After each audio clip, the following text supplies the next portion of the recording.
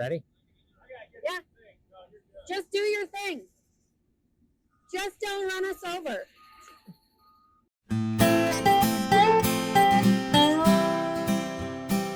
Hi, my name is Jake Fostenkemper, Director of Research and Agronomy here at Liqui-Grow. Hi, I'm Katie Hess, Director of Sales and Marketing here at Liqui-Grow. Dr. Jake, we're here today because it rained again last night, and we're kind of in this pattern where it rains a little bit, we wait till it dries out, we get back going again.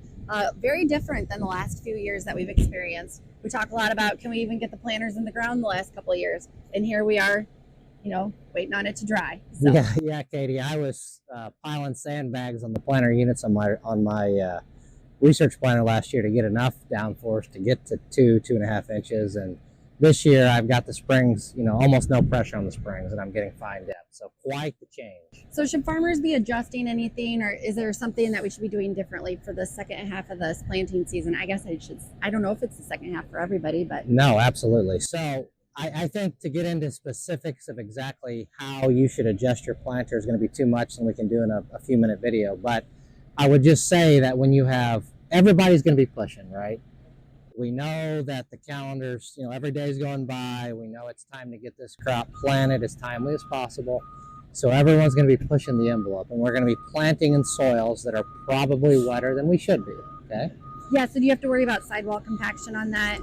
We go on lots of calls in September for that. Absolutely. And I, thinking about my 15 to 20 years now of professional agronomy experience, I've been on many service calls, where the crop doesn't look right. The crop looks peaked. The leaves are rolling on my corn. Something just isn't right. And you get out there and you find that you have hatchet root syndrome in both corn and soybean. And what that is hatchet root syndrome is when you smear or compact the sidewall at planting, and then oftentimes that's associated with drier conditions, after planting and for a while, and the roots can't escape that compacted sidewall, okay, and that can lead to severe yield reductions.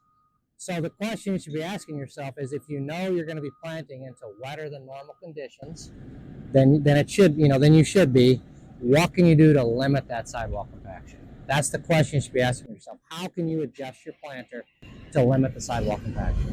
What tips do you have for farmers today, Jake? So I would say that, number one, if you're planting soybean, we don't have to plant soybean super deep. Okay. Frankly, 1/4 of an inch to 1/2 inch is deep enough as long as you're getting the beans covered, and as long as there's soil moisture there, and there's soil moisture reasonably shallow at this point in time. So you don't need to plant soybeans 1.5 to 2 inches deep. In fact, you shouldn't, right? 1/2 inch is deep enough as long as you're getting them covered up and you're getting good seed to soil contact when you have moist soil. So feel confident if you're getting them into moisture, they're going to be okay. Right, and the reason that's important, Katie, is the more you push down, the more sidewall compaction you're going to create. So don't feel like you have to plant them too deep. And soybeans root systems are totally different than a corn root system, and we can go into that in a later video, but you don't have to be 2 inches deep. No, you don't. That's right. Okay, now what about corn? Okay, in corn, it's a little more challenging. You're going to tend to create more sidewall compaction on average because you're pushing down to get that 2.5 inch planting depth. Now, I always like to err on the side of 2.5 to 3 inches because I want to make sure I'm planting my corn in moist soil and I'm getting even emergence, okay? In a year like this, 1.5 inches is okay because you're likely to have all those seeds in good soil moisture because frankly the soil is moist almost to the top, right?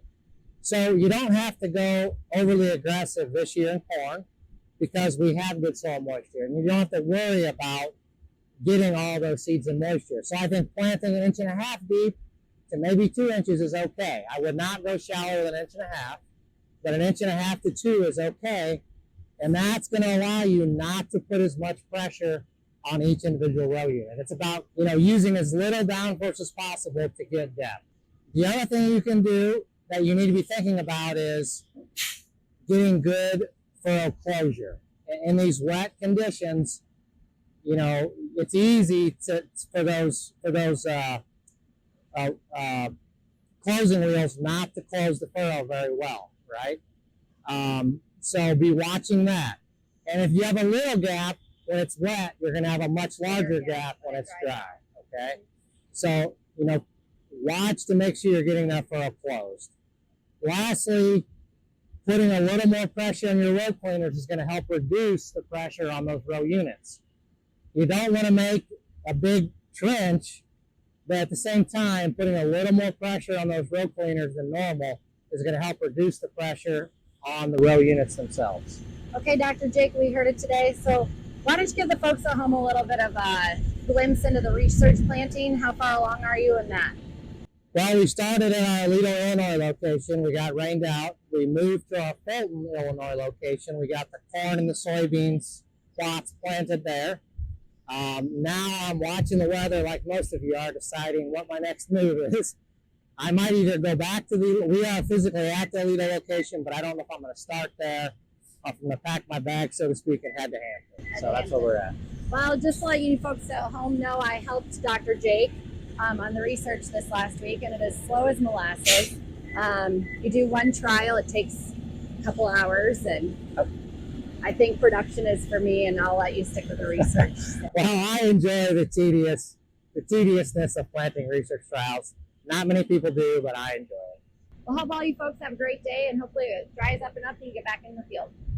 Stay in the know with Liqui-Grow.